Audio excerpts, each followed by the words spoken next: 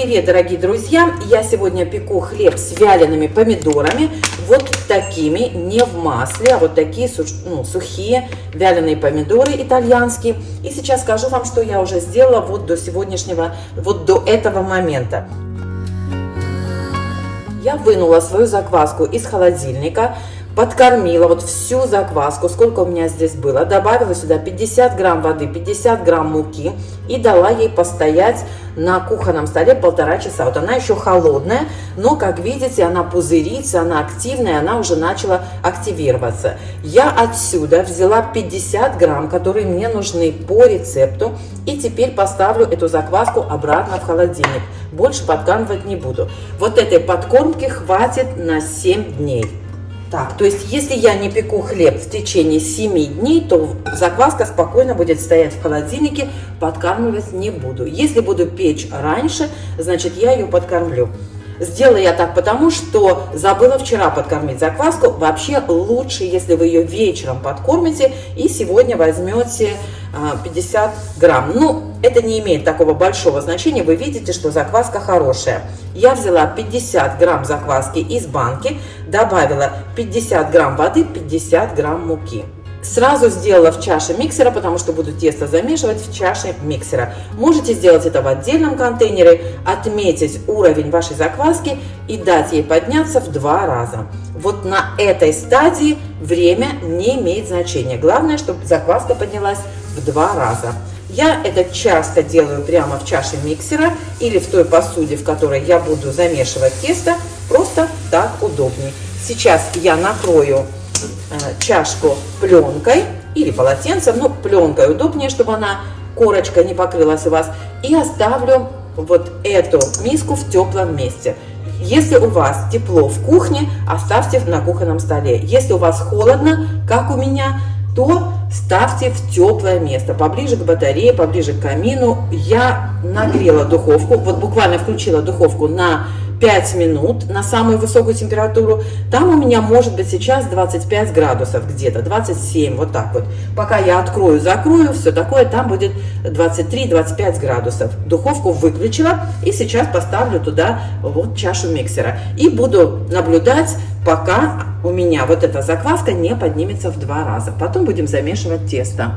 Извините за шум, это у меня посудомоечная там моет. Ну что, друзья, давайте посмотрим, что у нас тут с закваской.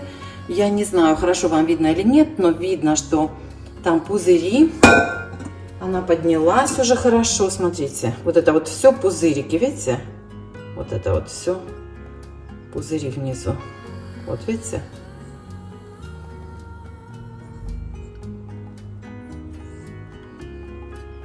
Вот такая у меня закваска стала. Вот смотрите. И я думаю, что можно замешивать тесто. Наливаю сюда воду, чайную ложечку соли. Сейчас мы с вами вот так закваску отклеим от дна. Смотрите, посмотрите, видно, что хорошая, воздушная, плавает закваска. И сейчас мы прямо сюда просеем муку. Сегодня я пеку из вот такой муки. Называется она Very Strong, то есть очень сильная мука. В ней содержание протеина 15 грамм на 100 грамм муки. Посмотрим, что у нас с вами получится. И сейчас будем замешивать. Как всегда, я буду замешивать в миксере, но вы знаете, я вам всегда это говорю, что это не обязательно. Можно замешивать просто руками. Не обязательно прямо сильно вымешивать. Главное, чтобы тесто у вас собралось в комочек. Поскольку эта мука у меня другая, я, возможно, добавлю чуть больше воды. Сейчас посмотрим. Вот тесто прям крутое-крутое получается. Мне кажется, слишком крутое. Здесь у меня 325 миллилитров воды. Я думаю, что нужно еще. Да. Так, вот здесь 25 миллилитров. Так, сколько я добавила? Осталось 10. 15 миллилитров добавила. Давайте посмотрим, хватит этого или нет. Друзья, поверьте, даже 1 столовая ложка воды или муки лишней имеет большое значение. Тесто получается совсем другое, поэтому не удивляйтесь, что я вот так вот по такому маленькому количеству добавляю воду. Так, посмотрите, как тесто собирается неравномерно, но это еще оно, знаете, размешается. Мне кажется, что, не знаю. Я впервые делаю вот с такой мукой, друзья, поэтому я так это... Так, мне кажется, достаточно просто. Может, размешать немножко еще нужно. Со стеночек все снимем, чтобы лучше замешивалось. Так, итак, у меня сколько здесь? 340 миллилитров, правильно?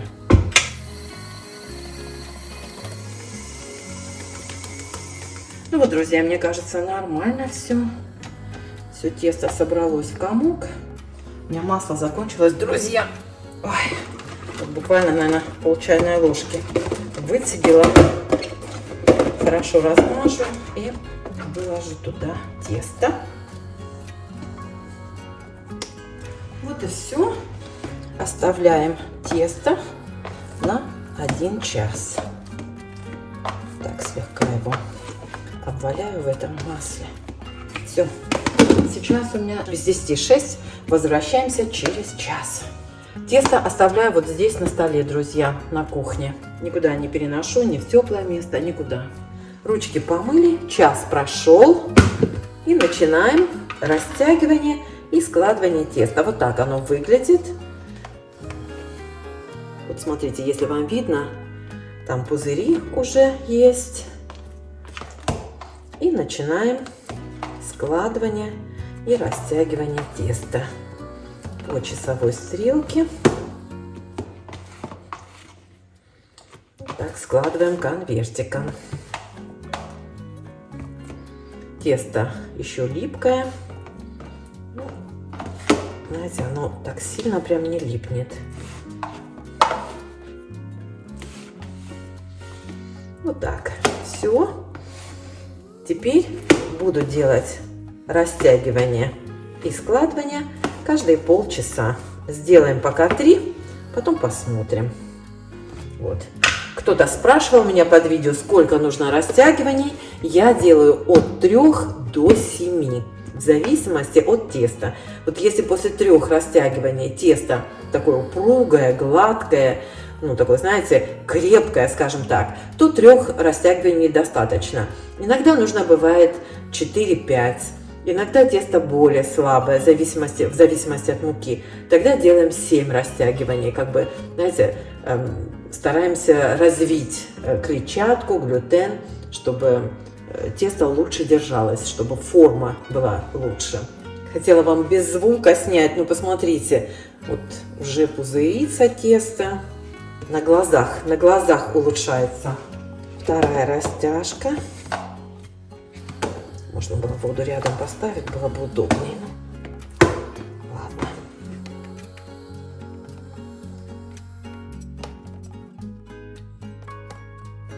Видите, уже не так липнет.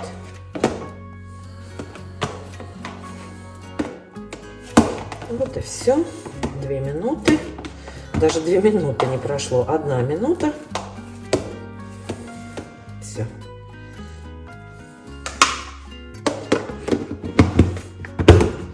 Возвращаемся через полчаса. 3-я растяжка. Так удобнее просто.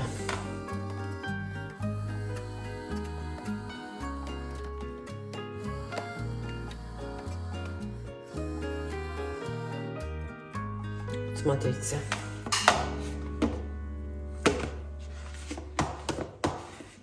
Даже если руки не мочить, то тесто все равно уже не липнет. Намного становится более упругим. Я думаю, что я еще сделаю, наверное, 2 растяжки. Это 3-я, значит, будет всего 5. Все.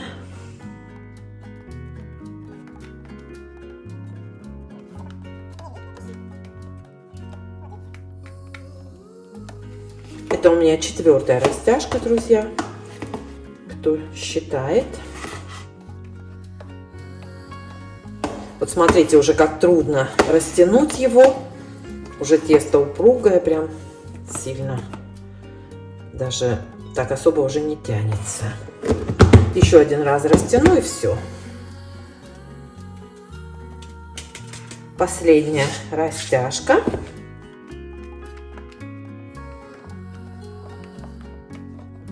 Такое тесто становится.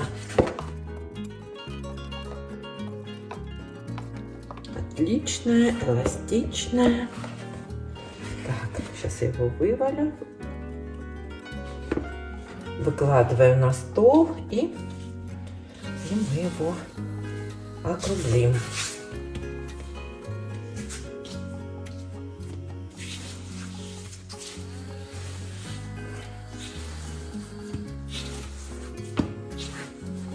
Вот так. Округлила и оставлю на полчасика еще отдохнуть на столе. Потом уже сформируем и положу в миску для расстойки в холодильнике. Ну вот, друзья, прошло полчаса. Немножко муки на руки. И давайте с вами растянем тесто. Так. Миска у меня готова, присыпана рисовой мукой. Сворачиваем тесто в 3 раза. Все как всегда. Практически оно не липнет к столу. Ой, только сказала, не липнет, и чуть-чуть прям совсем присыплю. Вот.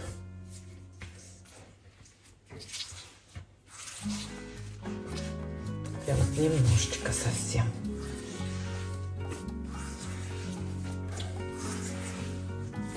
Натягиваем немножко хлеб.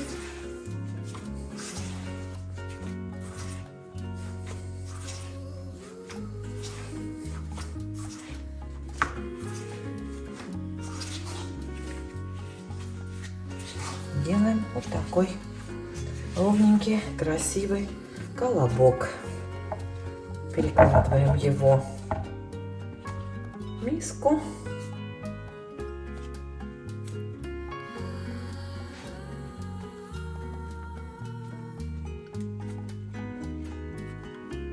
Сверху тоже присыпаю рисовой мукой, чтобы сверху тоже не прилипло. Накрываю пленкой и в холодильник до утра. Сейчас у меня 15 минут 10 вечера. Завтра утром будем печь хлеб. Всем доброе утро. Кто заметил, пишите в комментариях. Уже 2-й раз я забываю положить помидоры. Вот представляете, уже поздно ночью вспомнила, что хлеб хотела делать с помидорами, но забыла. Извините. Вот так выглядит мое тесто утром. Вот, немножко оно расплылось. Вот здесь вот пузыри видны. Вот тут тоже. Форма у меня уже в духовке нагревается. Ее нужно раскалить на самой высокой температуре. Потом я, пока буду перекладывать, укладывать хлеб, открывать, закрывать духовку, убавлю температуру до 250, и она за это время потеряет немножко градусов. Так что хлеб стоит у меня на столе. Ну вот, видите, должен быть хлеб с помидорами. Ну, в принципе, если вы, допустим, будете делать хлеб с помидорами, то на последней стадии, вот когда мы растянули хлеб, туда нужно положить нарезанные помидорчики, сложить, сделать форму и положить уже потом в миску для расстойки. Можно положить ваши добавки на стадии замешивания. Так тоже можно, но в основном самый удобный способ — это перед тем, как вы формируете хлеб, перед укладкой в миску для расстойки. Ну что, ждем, когда форма у меня нагреется. Форма нагрелась у меня. Так. хлебушек в этот раз не прилип. Отлично. Так, не буду стряхивать ничего. Делаем надрезы. Надрез поглубже.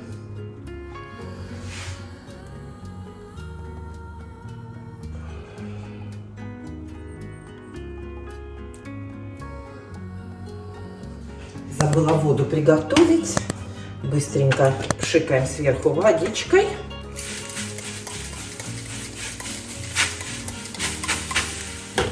Накрываем крышкой. И в духовку на 25 минут при 250 градусах. Встречаемся позже. Ну вот, друзья, хлеб готов. Вот такой получился хлеб, друзья. Так, вниз. И вот так вот он получился. Вот такой вот хлебушек. Все, когда остынет, тогда разрежем.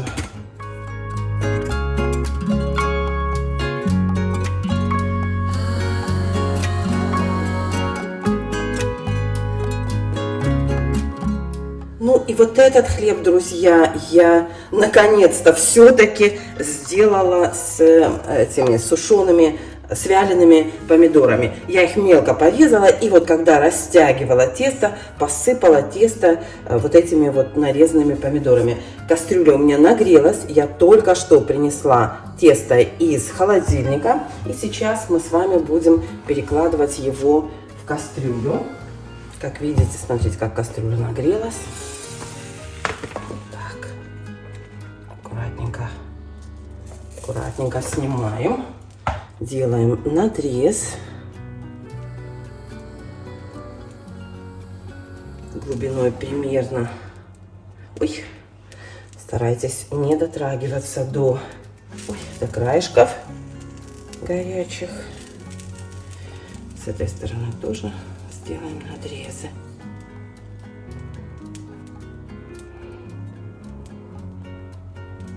Если посыпать хлеб мукой, потом делать надрезы, он будет очень красивым, получится красивый рисунок, но никто из нас не любит эту муку. Так, все, накрываем крышечкой. Накрываю я всегда вот так вот, чтобы ручки не совпадали. И так удобнее. Ой, кстати, этот забыла водичкой побрызгать. Ну-ка, водой еще побрызгаем. Может и лед бросить сюда.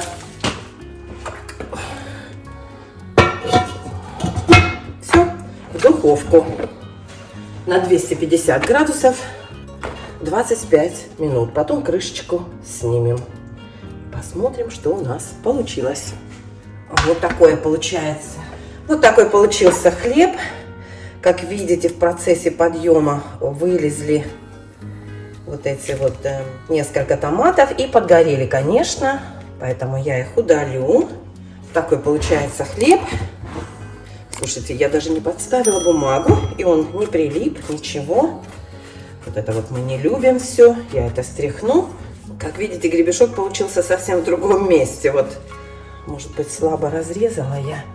Вот хорошо разрезала тоже. Вот как-то как, видите. Хлеб, конечно, отлично поднялся. Вот так остынет и разрежем тогда.